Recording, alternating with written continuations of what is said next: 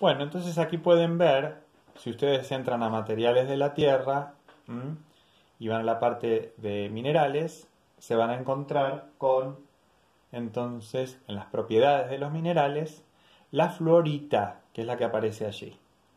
¿Sí? La fluorita es una piedra preciosa que se forma en los yacimientos pegmatíticos. Pero lo importante acá, lo principal de los yacimientos pegmatíticos es la propiedad que tienen, ¿sí?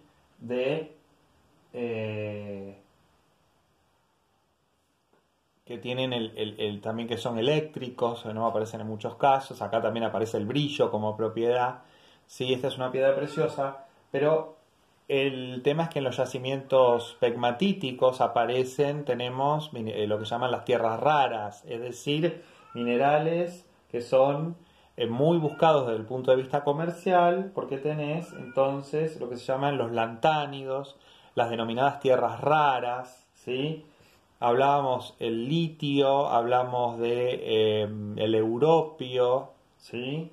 Hablamos del wolfranio, del berilio, ¿sí? Los lantánidos son los llamados elementos raros. En los yacimientos pegmatíticos, que están entonces en la parte alta de la cámara magmática, se dan entonces estas condiciones que son muy raros y por lo tanto tienen un alto valor comercial.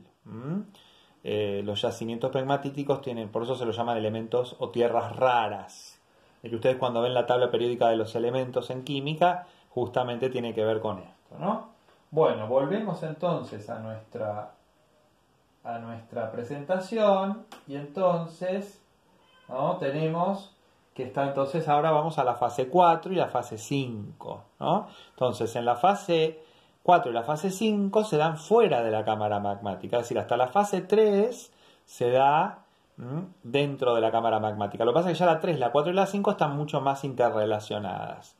Decíamos que la fase 3 es como residual respecto de la 2, hay gases y magmas que han quedado ahí en el techo, finalmente al enfriarse, que son, ¿no es cierto?, se da entre 500 y 600 grados, y después sigue bajando la temperatura y aparece la fase neumatolítica que tiene que ver con gases, la fase neumatolítica, y después la fase hidrotermal que va a tener que ver con óxidos metálicos también de muy alto valor, entonces, y después las aguas termales que es la fase telermal también, ¿no? Entonces, bueno, ahí ya, entonces, fuera de la cámara magmática, por supuesto, migran los gases, migra el agua, ¿no? Entonces se dan una serie de fenómenos. La fase neumatolítica y la fase hidrotermal, acá ya va a haber mucha, y también incluso con la pegmatítica, finalmente la pegmatítica es una interfase con lo que va a pasar afuera de la cámara magmática, ¿no? Son esos gases residuales que migran, el agua, el vapor, que migran y entonces buscan subir a la superficie. Por eso esa línea que se ve arriba sería como la superficie, la línea horizontal que se ve al final sería la superficie de la Tierra, ¿no?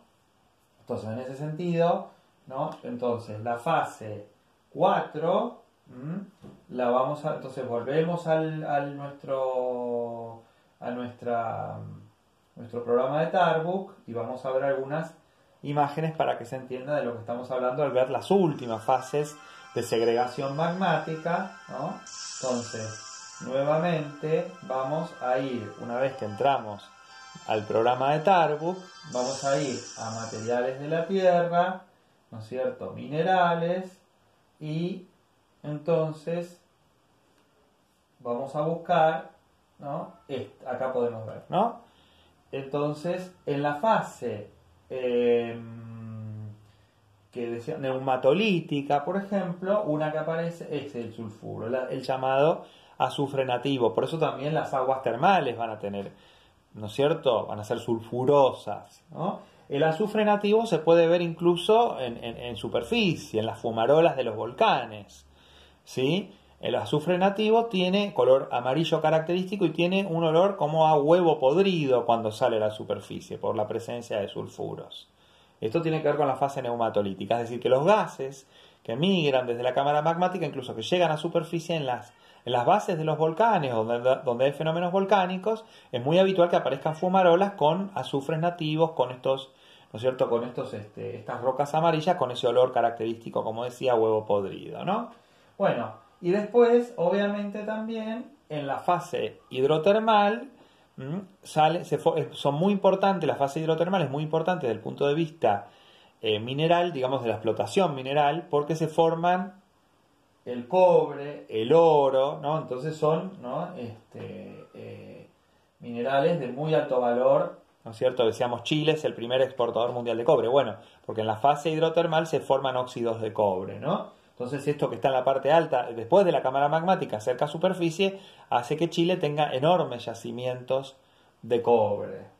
Una vez que esto cristaliza, se forma el mineral, el óxido metálico, el oro, ¿no es cierto? Países que tienen oro. Entonces, la fase hidrotermal se dan estos minerales de muy alto valor comercial. Entonces, por eso lo que pasa fuera de la cámara magmática también es muy importante a la hora de pensar. Los que tienen más valor comercial son en la fase pegmatítica, en la hidrotermal. Hay elementos de muy alto valor comercial, minerales de muy alto valor comercial, ¿sí? Entonces, obviamente que ya a medida que vas bajando la temperatura, obviamente 400 a 100 grados en la fase hidrotermal, por eso cuando en las películas vos ves que buscan oro en California, ¿no es cierto?, en los lugares donde hay oro, porque aparecen en los ríos, ¿no? Pedacitos de oro, ¿no es cierto?, porque justamente tiene que ver con que ya la fase hidrotermal se relaciona con los cursos de agua subterránea y eso puede alimenta una cuenca hídrica y sale por algún río, sale por algún lado, y por eso los cazadores de fortuna, ¿no es cierto?, van a buscar oro en los ríos. Hay, por ejemplo, en Brasil, en Venezuela, en Estados Unidos, todavía hoy en día hay personas que van a buscar oro y tratar de hacerse su fortuna. Parece mentira que en el siglo XXI todavía existan estos personajes que parecen más de películas de otros siglos, y sin embargo hay buscadores de oro. Hay lugares que hay mucho oro o otros metales de alto valor comercial, y entonces hay buscadores de oro. En Ecuador, en Perú, hay oro. Entonces hay personas que hacen búsquedas incluso artesanales de oro, como se ve en las películas, en las cuencas hidrográficas, en los ríos, en los arroyos, de las montañas, buscan oro. Eso aparece porque justamente como se da en la fase hidrotermal, entonces por eso aparece el oro en superficie. Bien. Entonces volvemos a nuestra presentación. Y entonces, ¿cómo sigue la historia? Bueno, seguimos más adelante y entonces, ¿qué pasa? Nosotros, eso lo que veíamos recién se da en nuestro ejemplo ideal, ¿no es cierto? Cámaras magmáticas, la cordillera de los Andes, ¿sí? Entonces, lo que tenemos, fíjense, es un perfil topográfico, hecho así, bien sencillo, de lo que sería nuestro país a las latitudes medias, digamos, ¿no? Entonces tenés la cordillera de los Andes, faltaría si querés la precordillera, las sierras pampeanas, habría que agregar alguna cosita más, pero lo importante es para que entendamos este perfil bien sencillo. Entonces, que vos lo que vas a tener es que por la fase 2 se formaron los granitos intrusivos, ¿sí? En el video que les explico, las rocas ígneas extrusivas también aparecen al pie del volcán, en la cordillera. Y entonces, ¿qué va a pasar? Va a pasar esto, sobre todo lo que pasó en la cámara magmática en el interior. Volvemos a nuestro CD de Tarbuk nuevamente. Entonces, porque ahora tenemos que relacionar cómo las fases de segregación magmática que van a dar lugar a la cristalización mineral, que van a dar lugar a las rocas ígneas intrusivas, las rocas ígneas, se van a relacionar con la formación de suelos pampeanos. Entonces, ¿qué pasa? En ese caso vamos nuevamente a procesos internos, ¿sí? Vamos a las placas tectónicas, ¿sí? Y entonces vamos a buscar acá esta foto, la 1009. Dijimos, a ver nuevamente, procesos internos, placas tectónicas.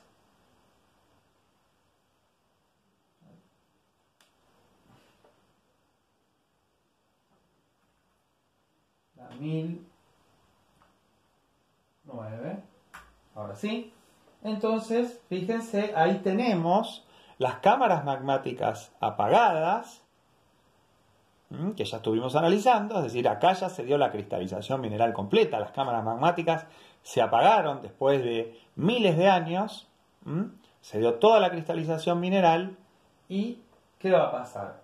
Entonces, en un momento dado, por la erosión natural, quedan estos plutones, ¿no? Estas cámaras magmáticas apagadas, que están allí, y se va a dar que se van a ir acercando a superficie, porque obviamente, acuérdense siempre que la tendencia a nivel planetario es al rebaje de los materiales. Entonces, las cordilleras, todas las montañas, todo tiende a ser rebajado por las fuerzas de la naturaleza, ¿sí? Es decir, si no existiera la tectónica de placas, el planeta sería una gran peniplanicie. Pero ¿qué pasa? La tectónica de placas hace que choquen dos placas y se levante una cordillera.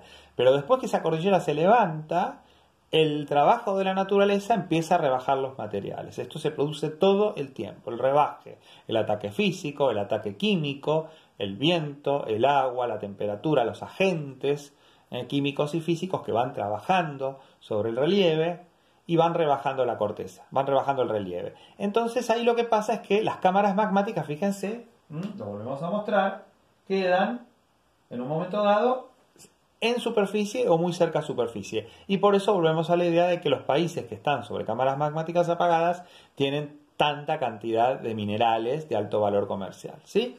Entonces, a los fines nuestros, ¿qué quiere decir? Que el granito, ¿no es cierto?, de la fase 2, de la fase principal, que ocupa la mayor parte de la cámara magmática, quedó expuesto en superficie. Y entonces, ahora sí, nos vamos nuevamente a nuestra presentación.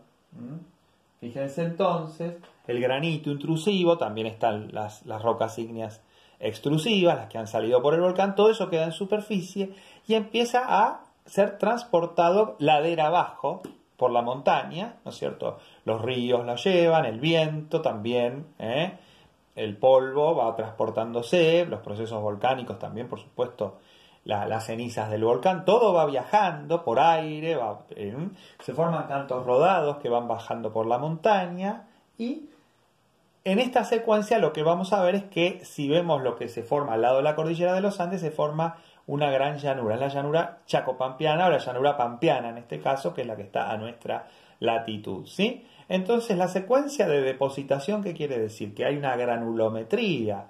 Primero vos tenés los cantos rodados, después vas a tener las gravas, ¿sí?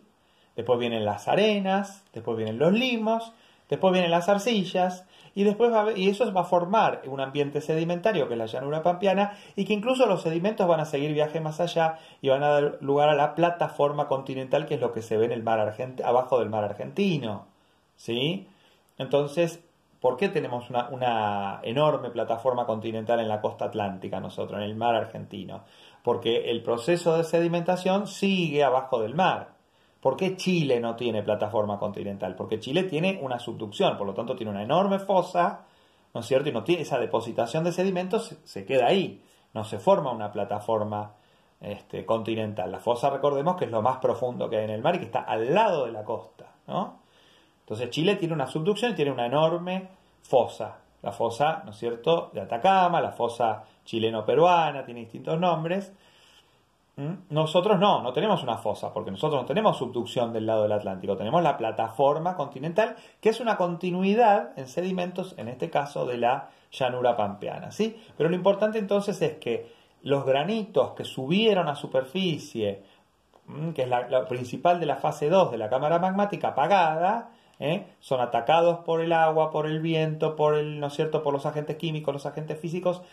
La gravedad, ¿no es cierto?, va yendo ladera abajo, va viajando, y entonces no es por eso casualidad que a la derecha de la cordillera de los Andes, al este de la cordillera de los Andes, vos tengas un ambiente sedimentario tan potente como es la llanura pampeana, ¿sí? Que es una enorme cuenca sedimentaria, y por eso los suelos son tan fértiles y tan importantes, y por eso nuestro país tiene un desarrollo tan importante de la agricultura, porque tiene estas enormes y fértiles llanuras. Entonces, pero hay una secuencia de depositación de estos sedimentos, ¿no? Y de estos materiales, para decirlo bien. Entonces, primero vas a tener las gravas al oeste. Fíjense que yo ahí le pongo como un límite la provincia de Buenos Aires, donde empieza la provincia, vas a tener las arenas al oeste y después los limos y las arcillas al este. Eso se supone que sería la secuencia lógica de esta depositación. Cuando vamos al mapa real y concreto, ¿qué ocurre? Recordemos, las arenas tienen que estar al oeste, después vienen los limos, después vienen las arcillas. Bueno, esto se cumple con bastante precisión. Estos son las unidades geomorfológicas de la provincia de Buenos Aires, ¿no? Son las unidades geomorfológicas de la provincia de Buenos Aires. Vamos a achicarlo un poquitito más para que se vea bien. Ahí está.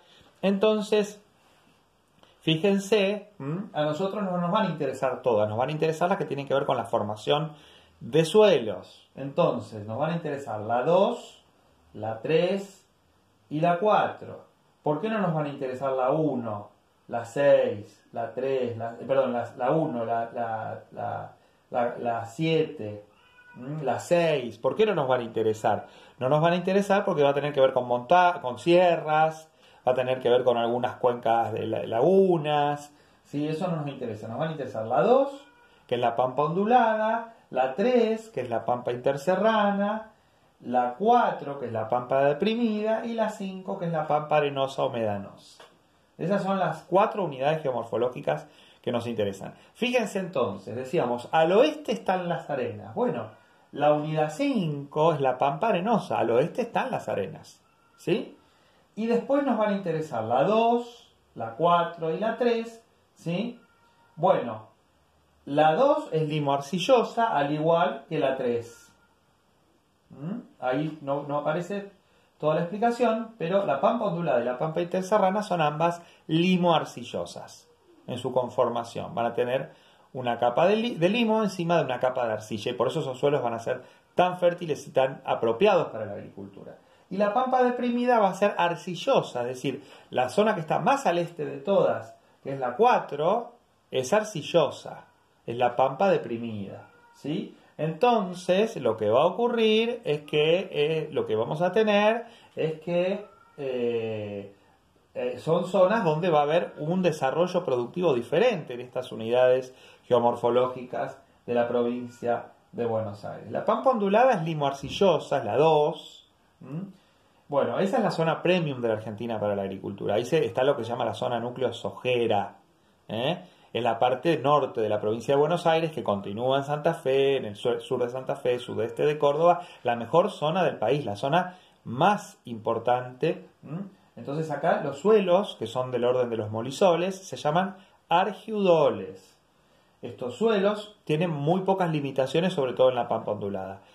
O no tienen limitaciones en algunos casos, o si no, como hay ondulaciones, si no lo manejas bien, podés tener erosión hídrica, porque tenés el problema de que si manejas mal el suelo, tengas una erosión hídrica actual o potencial de ese suelo. Pero la cuestión de fondo es que son los mejores suelos de la Argentina, porque justamente la pampa ondulada tiene los llamados argiudoles, que son suelos limo-arcillosos, muy gruesos, en la parte donde más gruesos son, y por eso la fertilidad que tienen estos suelos. Bueno, después viene, ¿no es cierto?, la pampa interserrana, la 3, que también tiene argiudoles. El sur de la provincia de Buenos Aires es una zona absolutamente importante en cuanto a producción agrícola, pero no tanto como la pampa ondulada, pero la interserrana, que está entre sierras, entre la Sierra de Ventana y la Sierra de Tandilia, entre dos sistemas de serranías, es la zona sur de la provincia de Buenos Aires, que es muy importante también, zona triguera, muy histórica, y que tiene suelos muy buenos y también tiene argiudoles, también los mismos suelos, pero más no tan gruesos como en la parte de la pampa ondulada, y tiene mucha tosca, ha habido muchas ingresiones marinas, entonces la tosca está cerca a superficie y puede ser una complicación a la hora de cultivar porque esos suelos son más angostos, no son tan gruesos, pero entonces ¿qué pasa? El horizonte petrocálcico, es decir, la tosca, está cerca a superficie, necesitan de otro manejo estos suelos, pero de todas maneras son suelos excelentes. Los de la pampa ondulada son el Fórmula 1 de la región pampeana. Y los de la zona interserrana también son excelentes, ¿no? Son las dos zonas agrícolas más importantes de la provincia de Buenos Aires y de la Argentina. Bueno, la pampa ondulada, decía, continúa en Santa Fe y en Córdoba, ¿no es cierto? Bueno, entonces lo que decíamos es que después lo que vas a tener es la zona 4, que es la pampa deprimida. Esa es una zona, justamente como lo indica su nombre, es la cuenca del río Salado, es una zona negadiza, es plano cóncava, y por lo tanto el problema que vas a tener ahí es que es una zona arcillosa, donde el agua tiene enormes problemas de infiltración. Entonces cuando se evapora esa agua, como esa es una zona con muy mal drenaje, entonces se quedan capas de sales, son suelos con mucha presencia de sal. Entonces, por eso ahí lo que dice es que habla de alcalinidad sódica cerca o sobre la superficie. Estos suelos son muy difíciles de tratar para hacerlos agrícolas, son suelos muy llenos de sales, es muy caro convertirlos a la agricultura, aparte son inundables porque la pampa deprimida justamente es una depresión. Por lo tanto, lo que más se hace acá con la tecnología actual es la ganadería de cría, principalmente los terneritos, ¿no es cierto? Se crían acá. Entonces es una zona muy mala para la agricultura, es muy caro hacer agricultura acá, los suelos son de menor valor, porque justamente se trata de una depresión, es un relieve plano cóncavo, y por lo tanto acá el problema que vos tenés, los suelos son los natracuoles y los natracualfes. Son suelos natri, cuando dice natri, o natra, sal, cualf, agua, natracuoles, agua, natri o natra, natracuol, natracualf es sal con agua. Entonces acá la palabra nos indica el tipo de suelo que vas a tener. Por lo tanto, son suelos muy malos para la agricultura, solo dan para ganadería de cría con la tecnología disponible en la actualidad. Entonces esta es una zona más bien marginal desde el punto de vista productivo, por supuesto, nada que ver con la pampa ondulada o la pampa interserrana. Y por último tenemos la pampa arenosa o medanosa, ¿sí? La pampa arenosa o medanosa es el oeste de la provincia de Buenos Aires, que históricamente fue la zona de invernada, de engorde del animal, de los novillos, que había mucha alfalfa, pero con la tecnología de los últimos años, que ahora vamos a decir algo, la siembra directa, se agriculturizó. Entonces esta zona es una zona de agricultura reciente. Porque ¿qué pasa? Hoy en día se hace agricultura sobre arena con la tecnología disponible. En los últimos 20 años se hace agricultura sobre arena. Entonces esta zona que también era marginal como la pampa deprimida, en este caso se hace agricultura. A diferencia de la deprimida, que por la cantidad de sales que tiene no se puede hacer, en la pampa arenosa medanosa hay un enorme boom agrícola en las últimas 2 décadas, como consecuencia de que la tecnología permite hacer agricultura sobre arena, algo que antes no se podía hacer. Las limitaciones de los suelos, obviamente, como es arena, el problema siempre de estos suelos es que se te vuelen por el viento, la erosión eólica, actual o potencial. Por eso los llamados médanos vivos, ¿no? Que se mueven de lugar, quiere decir. No es que estén vivos, ¿no? Los médanos, que por eso la pampa arenosa o medanosa, ¿no? Históricamente. Lo que pasa es que hoy en día los médanos están mucho más fijados al suelo, porque se hace mucha agricultura sobre ellos. Por esto que les decía, que se hace agricultura sobre arena. Entonces esto obviamente nos lleva al último tema, que es bien interesante, que tiene que ver con el paquete tecnológico que se viene aplicando en la región pampeana en los últimos años, desde el año 96 en adelante, ¿no es cierto?, de los 90 para acá, ¿no es cierto?, y esto ha generado un gran debate ambiental sobre el impacto que tiene este paquete tecnológico, ¿sí? Entonces, ¿en qué consiste el paquete tecnológico que hizo que la pampa arenosa se volviera agrícola y que por supuesto esto sea aplicado en la pampa ondulada, en la pampa interserrana y en un montón de zonas del país donde se ha deforestado parte del bosque chaqueño, de la selva de Yungas, para hacer soja, sobre todo? ¿Por qué? Porque este es un paquete que ha sido muy exitoso desde el punto de vista económico, porque es el que justamente le ha permitido al país o a los productores pegar un enorme salto de productividad, ¿no es cierto?, vinculado con la producción, ¿no es cierto?, de la soja transgénica, que hoy se habla mucho de esto, ¿no? Esto empezó en el año 96, cuando se autoriza la soja transgénica. Pero esto es más complejo que solamente hablar de la soja transgénica, porque esto viene de la mano de una forma de producir que se llama siembra directa, ¿no? Entonces, el paquete tecnológico viene de la mano de la siembra directa, los híbridos, es decir, la semilla transgénica, la soja, que al combinarla con el gen del tulipán, por ejemplo, da lugar a la soja RR, que aguanta un herbicida, el agroquímico, que es el glifosato, que mata todas las malezas, ¿sí? Y por otro lado, por supuesto, al suelo se le ponen un montón de fertilizantes químicos, nitrogenados, fosforados. Por otro lado también, ¿no es cierto?, los inoculantes biológicos, es decir, lo que tiene que ver con bacterias fijadoras de nitrógeno, fundamentales para la soja, es decir, todo un paquete muy complejo que ha permitido que la Argentina pase de tener 25 millones de toneladas anuales de cereales bioleaginosas a 150 en la actualidad, ¿no? En los últimos 20 años el salto ha sido tremendo, digamos, ¿no? Más de 20 años. La productividad, ¿no es cierto?, ha sido enorme. Esto le genera, este es el sector que más exporta en el país, en un país que siempre le faltan dólares en su economía, es el sector más exitoso desde el punto de vista de la exportación. Obviamente, Argentina es un país agroexportador porque tiene estos suelos tan fértiles y tan importantes, y este es un sector enormemente competitivo que juega en primera división en el mundo, pero claro, es enorme. También es muy complejo el debate que ha generado todo esto, ¿no? Es decir, el modelo basado en los transgénicos, en la siembra directa, en el glifosato, en los fertilizantes, en los inoculantes, toda esta enorme complejidad que tiene este modelo tecnológico, ¿no?, que requiere de una enorme inversión de capital y de un montón de actores que dan servicios, que prestan servicios al sector agropecuario, al sector del agro. Obviamente esto ha generado una enorme intensificación de la agricultura, rotación, ¿cierto?, soja, trigo, maíz.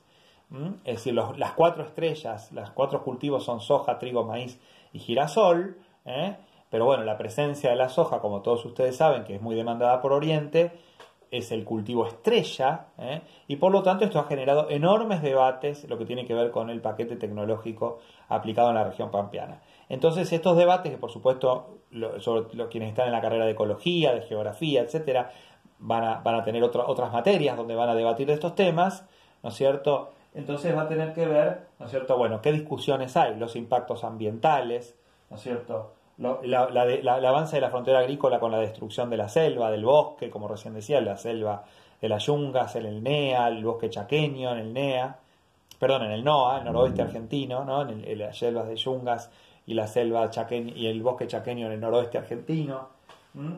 Las fumigaciones en zonas urbanas y periurbanas y rurales, que ha generado un enorme debate en el interior, porque obviamente se ha fumigado incluso sobre ciudades, o en todo caso la deriva, el viento trae los agroquímicos sobre las ciudades, sobre todo las intermedias, las chiquitas, los pueblos rurales. Hay una enorme cantidad de problemas de cáncer y de problemas con la población, porque por las fumigaciones y por la deriva de lo que trae el viento, cómo esa deriva cae sobre los poblados y sobre las escuelas rurales. Bueno, hay enormes discusiones sobre esto, sobre zonas periurbanas, ¿sí? Bueno, el tema del despoblamiento del campo, es decir, esto de una agricultura mecanizada, una agricultura sin agricultores, ¿no? Se ha perdido en gran medida el modo de vida rural tradicional, es decir, esta labranza, esta forma de sembrar, la siembra directa, que supone un mejor tratamiento del suelo, pero con agroquímicos, con todo un impacto ambiental, entonces trae toda una serie de discusiones. Bueno, el tema de los monocultivos, ¿no?, la soja como gran predominante, el tema de producir commodities de exportación, entonces discutir el modelo alimentario, ¿no?, la menor oferta alimentaria del país, porque es muy especializada en producir para el mercado externo, y por supuesto la resistencia que empiezan a tener las malezas al glifosato, al herbicida. Eso también es un tema que se discute mucho porque ha aumentado mucho los costos